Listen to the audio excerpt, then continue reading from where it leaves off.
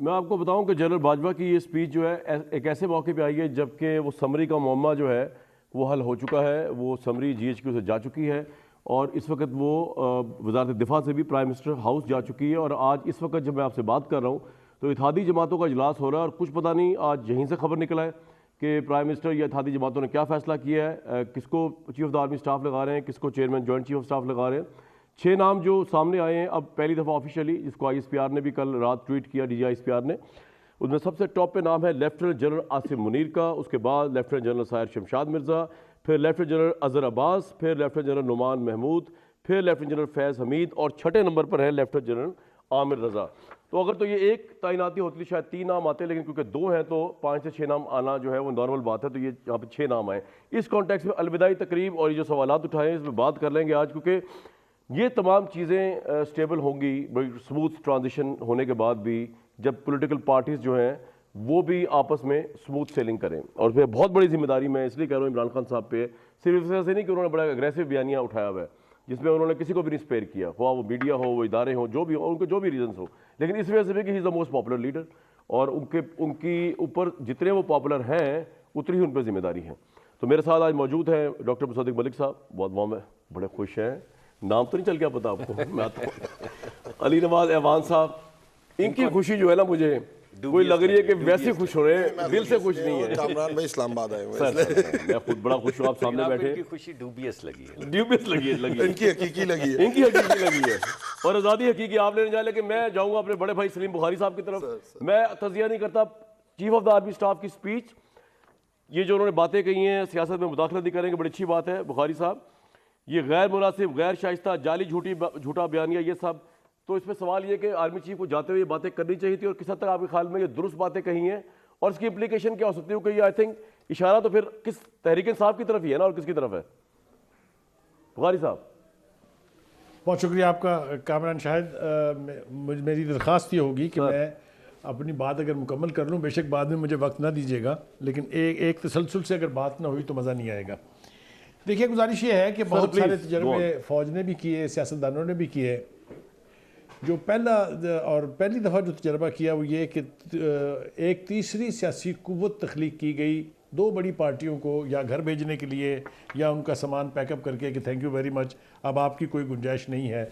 इससे पहले जनरल मुशर्रफ ने कहा था, आपको याद होगा कि बेनज़ीर और नवाज शरीफ साहब दोनों मुल्क से बाहर थे, तो उन्होंने कहा था कि इनका पाकिस्तान की सियासत में आइंदा कोई रोल नहीं है। तो इसी सोच के पस मंज़र में एक तीसरी कुव्वत पैदा की गई और वो थी PTI और उसके लीडर थे इमरान खान साहब। जो सबक इमरान खान साहब और उनकी जमात ने फ़ौज को पढ़ाया और सिखाया है, ये ज़ख़म तो काफ़ी देर तक फ़ौज को चाटने पड़ेंगे। आइंदा फ़ौज किसी मामले में मुदाखलत नहीं करेगी, ये तो उन्होंने कहा और बहुत अच्छी बात है। इसमें एक छुपा हुआ कन्फेशन ये है कि इससे पहले वो करते रहे, फिर जनरल बाजवा ने डेट दे दी कि 22 फरवरी इस साल के बाद फिर सियासत में मुदाखलत जो है वो कभी नहीं हुई। देखिए, खान साहब ने इक़्तिदार से निकलने के बाद फ़ौज की क़यादत और अदारे को जिस तरह गलियों, कूचों और जलसों में घसीटा और तज़हीक का निशाना बनाया, इसकी पाकिस्तान की 75 साल तारीख़ में कोई मिसाल नहीं मिलती है।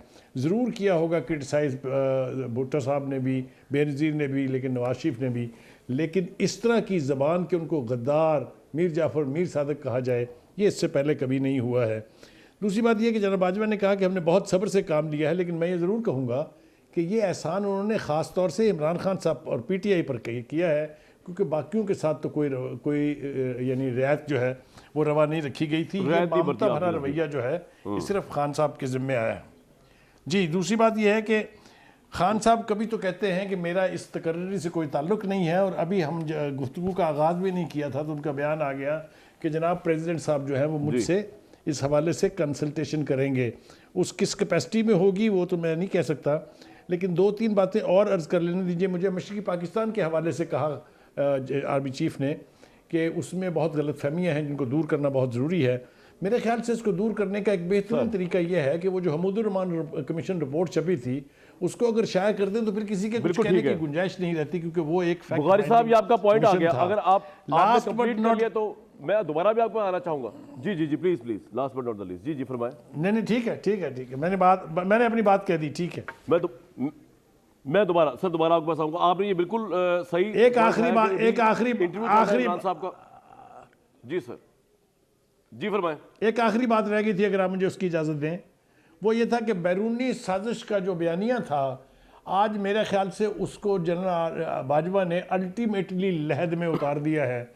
चाहे वो छुपे ढके लफ्ज़ थे, मेरे ख्याल से तो उन्होंने बल्कि वाज़ेह तौर पे कहा कि इसकी ना कोई गुंजाइश थी, क्योंकि अगर साजिश हुई होती तो पाकिस्तान की फौज किसी सूरत अली नवाज जवान साहब सकती थी। मैं जो इमरान सर बिल्कुल पॉइंट आ गया बुखारी साहब।